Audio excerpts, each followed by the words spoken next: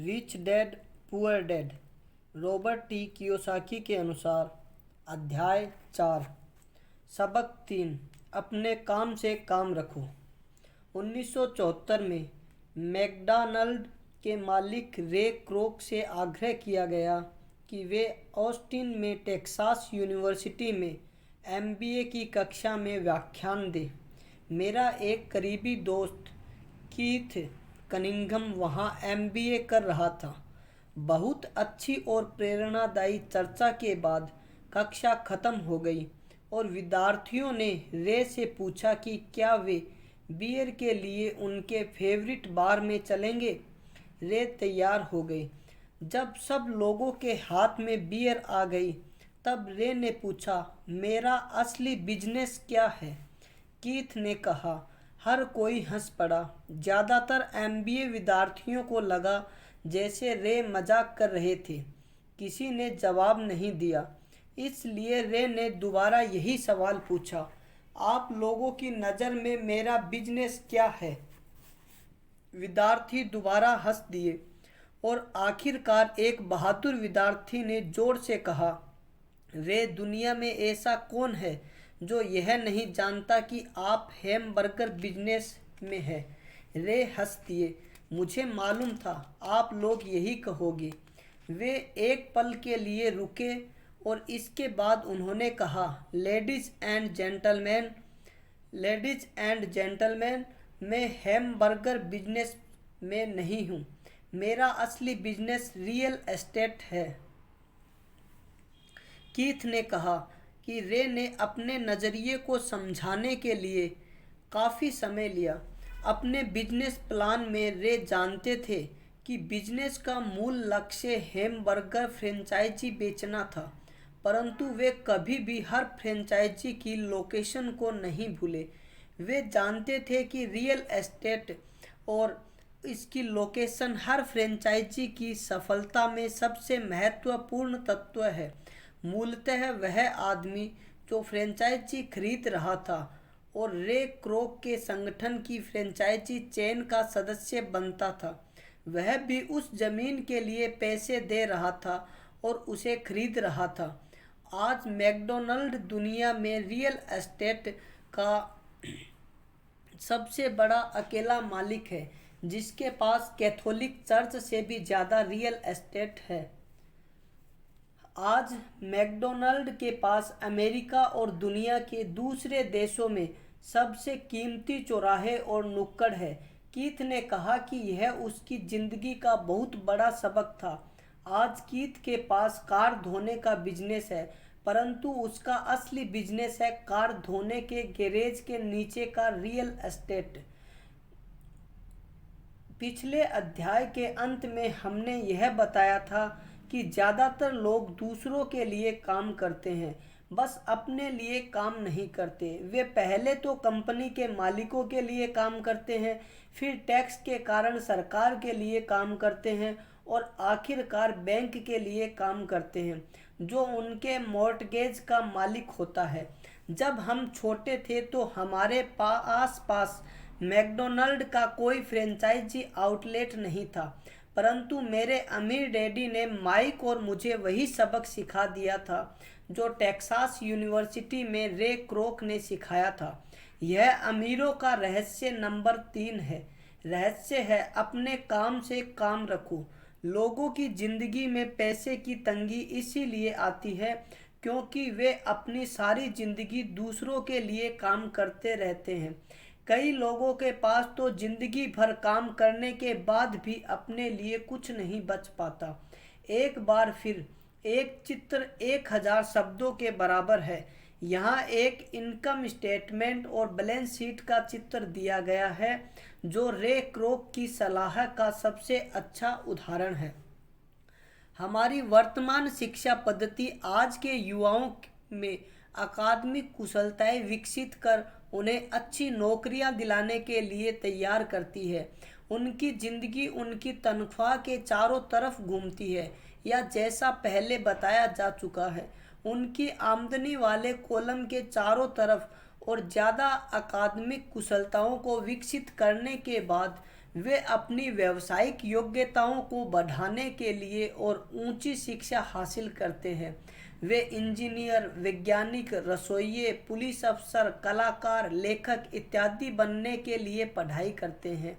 उनकी व्यावसायिक योग्यताएं उन्हें काम करने और पैसा कमाने का मौका देती है, परंतु ध्यान रहे वे पैसे के लिए काम करते हैं। आपके प्रोफेशन और आपके बिजनेस में बहुत बड़ा अंतर है। मैं अक्सर लोगों से पूछता हूँ, आपका बिजनेस क्या है, और वे कहते हैं मैं एक बैंकर हूँ।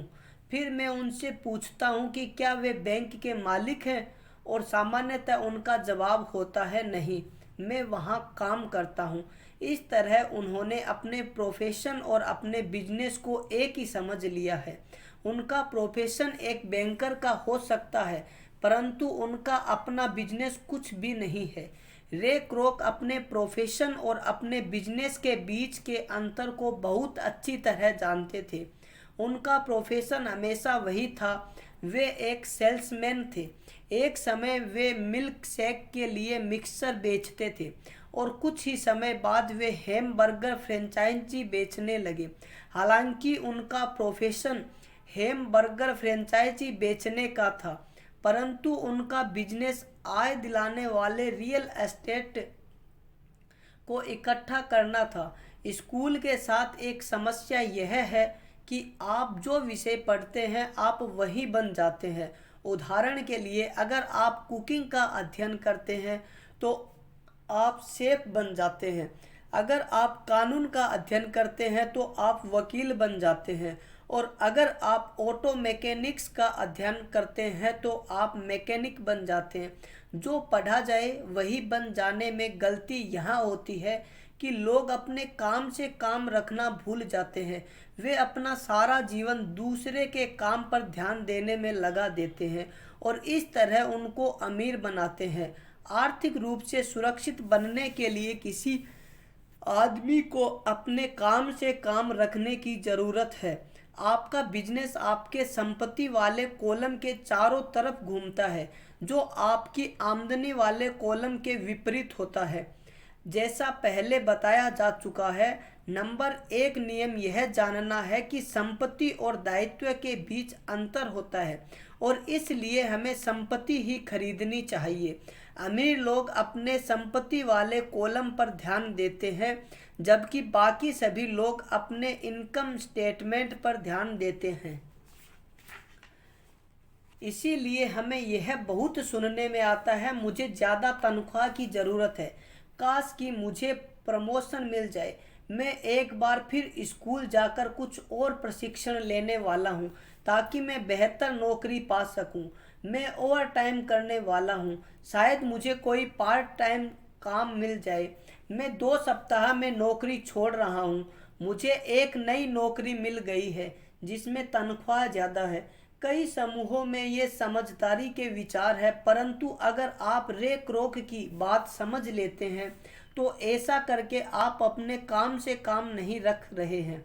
ये सभी विचार अपना पूरा ध्यान आमदनी वाले कॉलम पर केंद्रित किए हुए हैं, और अगर अतिरिक्त धन का उपयोग आमदनी बढ़ाने वाली संपत्तियों को खरीदने में किया जाता है, तभी वह आदमी आर्थिक रूप से सुरक्षित हो सकता है। गरीब और मध्य वर्ग के ज़्यादातर लोग आर्थिक रूप से पुरातनपंथी होते हैं, यानी मैं जोखिम नहीं उठा सकता, यानी कि उनका कोई आर्थिक आधार नहीं होता। वे अपनी नौकरियों से चिपके रहते हैं। वे खेल को सुरक्षित तरीकों से खेलते हैं। जब कंपनियों का आकार छोटा होने लगा तो लाखों करोड़ों लोगों को पता चला कि जिसे वे अपनी सबसे बड़ी संपत्ति मानते थे, यानी कि उनका घर, वह उन्हें जिंदा मार रहा है। उनकी घर नामक संपत्ति हर माह उनकी जेब से पैसे निकलवा रही थी। उनकी कार, उनकी दूसरी संपत्ति भी उन्हें जिंदा मार रही थी। गैरेज में रखे $1000 में खरीदे गए उनके गोल्फ क्लब अब $1000 के नहीं रह गए थे। नौकरी की सुरक्षा न होने के कारण अब उनके पास जीवन यापन का कोई आधार नहीं बचा था। उनके विचार में जो संपत्तियां थी वे पैसे के संकट के समय में उनकी कुछ भी मदद नहीं कर सकती थी। मैं यह मानकर चल रहा हूँ कि हम में से ज़्यादातर ने मकान खरीदने या कार खरीदने के लिए बैंकर से लोन के लिए आवेदन फॉर्म भरा है। नेटवर्थ खंड पर नज़र डालना हमेशा रोचक रहता है। यह रोचक इसलिए होता है क्योंकि इससे हम जान पाते हैं कि बैंकिंग और अकाउंटिंग में किन चीज़ों को संपत्तियां माना जाता है। एक दिन कर्ज लेने के लिए मेरी माली हालत बहुत अच्छी नहीं लग रही थी, इसलिए मैंने अपने नए गोल्फ क्लब, मेरे आर्ट कलेक्शन, पुस्तकें, स्टीरियो टेलीविज़न, अरमानी सूट्स, कलाई घड़ियां, जूते और दीगर चीज़ों को संपत्ति वाले कॉलम में दिखा दिया। मेरे लोन के आवेदन को अस्वीकार कर दिया गया क्योंकि मेरा बहुत ज़्यादा निवेश रियल एस्टेट में था। लोन कमेटी को यह पसंद नहीं आया था कि मैं अपार्टमेंट हाउसेस से इतने ज़्यादा पैसे कमा रहा था। वे यह जानना चाहते थे कि मेरे पास एक सामान्य नौकरी क्यों नहीं है जिसमें वेतन मिलता हो। उन्होंने मेरे अरमानी सूट्स, गोल्फ क्लब या आर्ट कलेक्शन के बारे में कोई सवाल नहीं किए। जिंदगी कई बार कठिन हो जाती है जब आप स्टैंडर्ड प्रोफाइल में फिट नहीं होते हैं। मैं हर बार चौंक जाता हूँ जब मैं किसी को यह कहते हुए सुनता हूँ कि उनकी नेटवर्थ $10 लाख है या $1 लाख है या ऐसा ही कोई और आंकड़ा।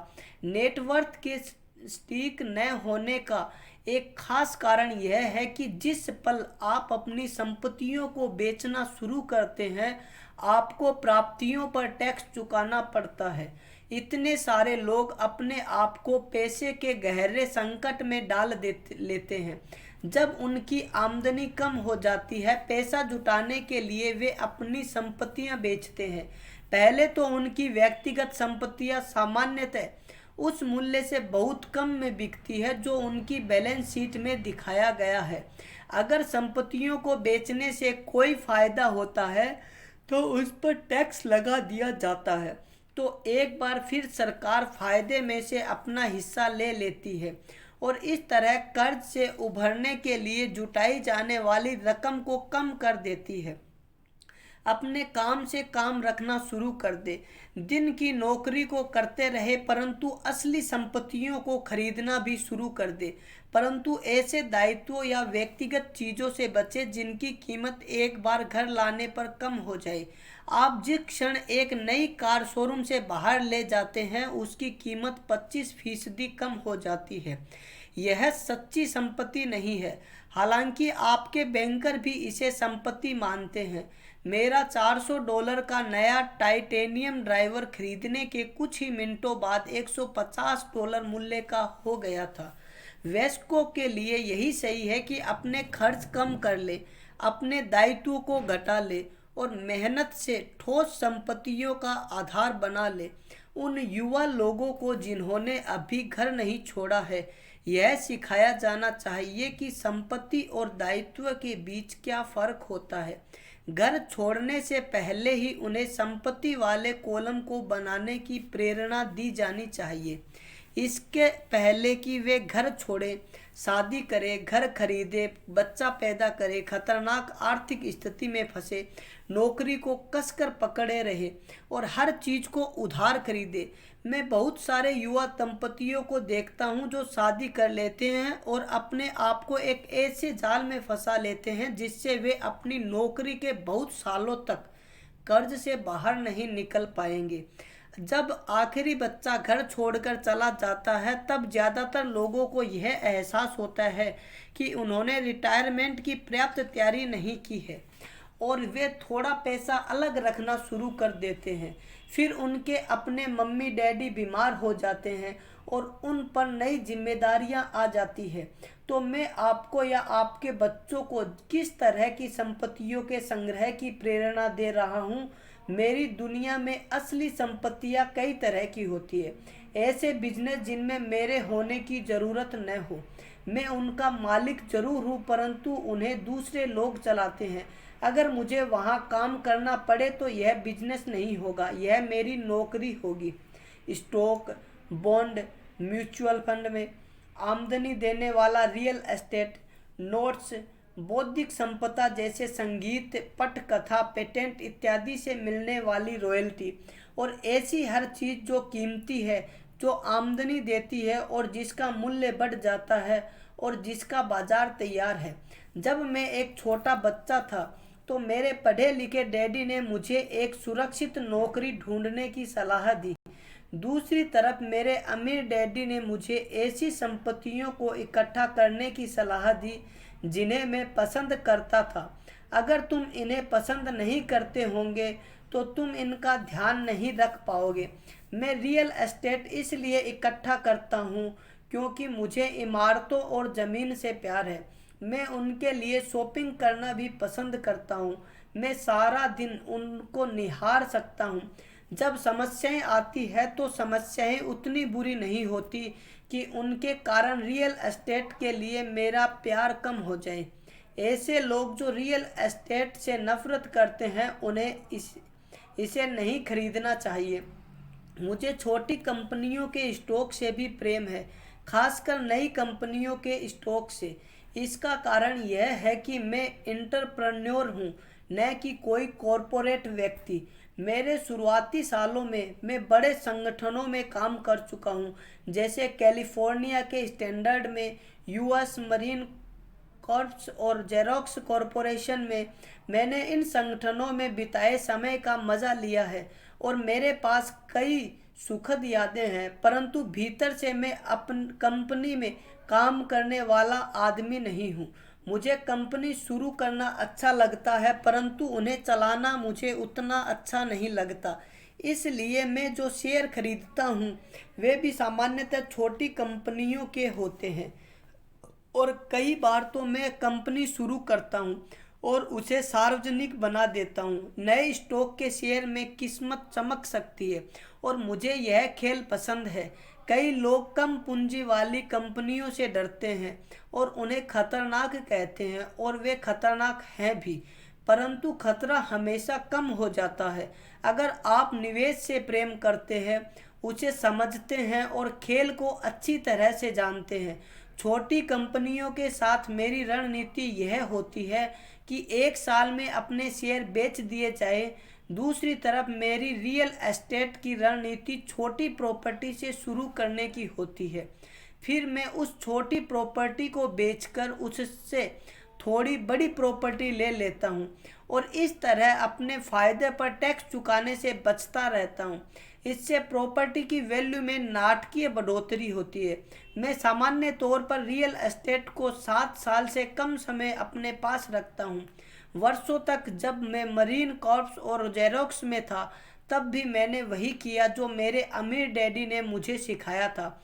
मैं अपनी दिन की नौकरी करता था, परंतु मैं अपने काम से काम भी रखता था।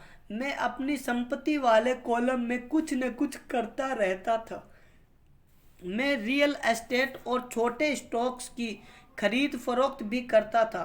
अमीर डैडी ने हमेशा पैसे की समझ के महत्व पर जोर दिया था।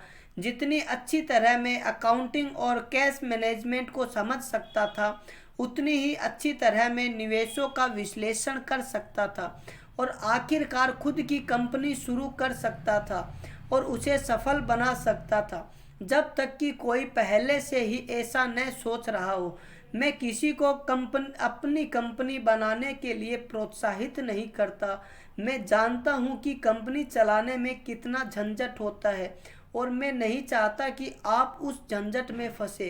कई बार ऐसा भी समय आता है जब लोगों को रोजगार नहीं मिलता और उनके लिए कंपनी शुरू करना एक समाधान होता है, परंतु सफलता के अवसर बहुत कम है। 10 में से 9 कंपनियां 5 साल में डूब जाती है। पहले 5 साल में जो कंपनियां बची रहती है उनमें से भी 10 में से 9 कंपनियां बाद में बंद हो जाती है। तो अगर आपकी पहले से ही अपनी कंपनी शुरू करने की इच्छा हो तभी मैं इसकी सलाह दूंगा, अन्यथा अपनी दिन की नौकरी करते रहें और अपने काम से काम रखें।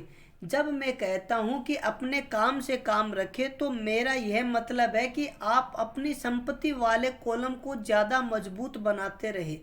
एक बार इसमें $1 जाए तो वह बाहर न निकल पाए। इसे इस तरह सोचें कि जब $1 आपकी संपत्ति वाले कॉलम में रख जाता है तो वह आपका कर्मचारी बन जाता है। पैसे के बारे में सबसे अच्छी चीज़ यह है कि यह हर दिन 24 घंटे काम करता है और ऐसा पीढ़ियों तक कर सकता है। अपनी दिन की नौकरी करते रहे, एक अच्छे मेहनती कर्मचारी की तरह काम करें, परंतु अपने संपत्ति वाले कॉलम को बढ़ाते रहे। जब आपका कैश फ्लो बढ़ता है तब आप कुछ विलासिता की चीज़ें खरीद सकते हैं। इस बारे में एक महत्वपूर्ण तथ्य यह है कि अमीर लोग विलासिता की चीज़ें सबसे बाद में खरीदते हैं, जबकि गरीब और मध्य वर्गीय लोग विलासिता की चीज़ें सबसे पहले खरीदते हैं। गरीब और मध्य वर्गीय लोग अक्सर बड़े घर, हीरे, फर, ज्वेलरी या नाव जैसी विलासिता की चीज़ें इसलिए खरीद लेते हैं ताकि वे अमीर दिख सके। वे अमीर दिखते हैं परंतु असल में वे उधार के दलदल में गहरे दस्ते चले जाते हैं। वे लोग जिनके पास पीढ़ियों से पैसा है, जो लंबे समय से अमीर है, वे अपने संपत्ति वाले कॉलम को सबसे पहले बनाते हैं। फिर संपत्ति वाले कॉलम से होने वाली आमदनी उनके लिए विलासिता की चीज़ें खरीद लेती है। गरीब और मध्य वर्गीय लोग अपनी खून पसीने की कमाई और बच्चों की विरासत की कीमत पर विलासिता की चीज़ें खरीदते हैं। सच्ची विलासिता असली संपत्ति में निवेश करने और उसे विकसित करने का प्रोत्साहन है। उदाहरण के तौर पर, जब मेरी पत्नी और मेरे पास हमारे अपार्टमेंट हाउसेस से अतिरिक्त पैसा आने लगा तो वह बाजार गई और अपने लिए मर्सिडीज खरीद लाई। इसमें जरा सी भी मेहनत या जोखिम नहीं था क्योंकि अपार्टमेंट हाउस के कारण उसने कार खरीदी थी, परंतु उसे इसके लिए 4 साल तक इंतजार करना पड़ा था जब रियल एस्टेट पोर्टफोलियो बढ़ रहा था और आखिरकार उसने इतना अतिरिक्त पैसा दे दिया कि कार खरीदी जा सके। परंतु मर्सिडीज की यह विलासिता दरअसल एक सच्चा पुरस्कार है क्योंकि उसने यह साबित कर दिया था कि वह अपने संपत्ति वाले कॉलम को सही तरह से बढ़ाना जानती है। अब उसके लिए उस कार की कीमत सामान्य रूप से खरीदी गई कार से कहीं ज़्यादा है। ज़्यादातर लोग अक्सर इच्छा जागने पर बिना सोचे समझे जाते हैं और कर्ज पर कार या विलासिता की कोई और चीज़ खरीद लाते हैं। हो सकता है कि वे जिंदगी से ऊब चुके हो या उन्हें सिर्फ एक नए खिलौने की ज़रूरत हो। कर्ज पर विलासिता की चीज़ खरीदने से देर सवेर वह आदमी उस चीज़ से चिढ़ने लगेगा क्योंकि उसके कारण जो कर्ज लिया गया है वह एक भार बन जाएगा। एक बार आप अपने बिजनेस को बनाने, उसमें निवेश करने या समय निकाल लेते हैं तो फिर आप उसमें जादू की छड़ी घुमा सकते हैं, जो अमीरों का सबसे बड़ा रहस्य है। यह रहस्य अमीरों को भीड़ में सबसे आगे रखता है। अपने काम से काम रखने का इनाम जो आपको उस राह पर चलने के लिए मिलता है जिस पर अमीर लोग चलते हैं। टैक्स का इतिहास और कॉरपोरेशन की ताकत। सबक 4, अध्याय 5।